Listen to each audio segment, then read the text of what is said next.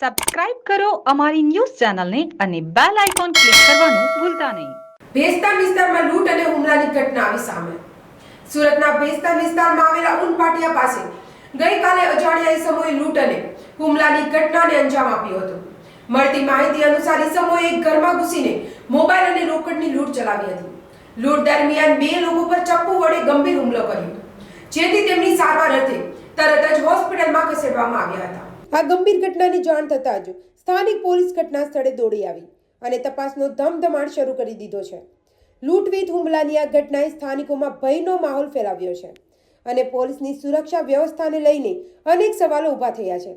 હાલમાં પોલીસની ટોળી અપરાધીઓની શોધખોળમાં લાગી છે અને આસપાસના સીસીટીવી ફૂટેજના આધારે આરોપીઓને ઝડપી પાડવાની કામગીરી હાથ ધરવામાં આવી રહી છે.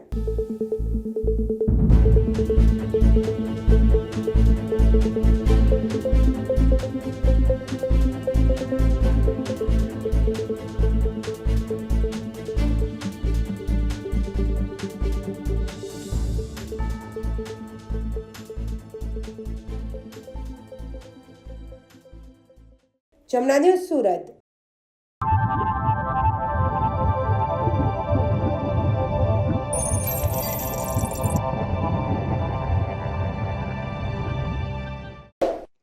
સબસ્ક્રાઇબ કરો અમારી ન્યૂઝ ચેનલને અને બેલ આઇકોન ક્લિક કરવાનું ભૂલતા નહીં.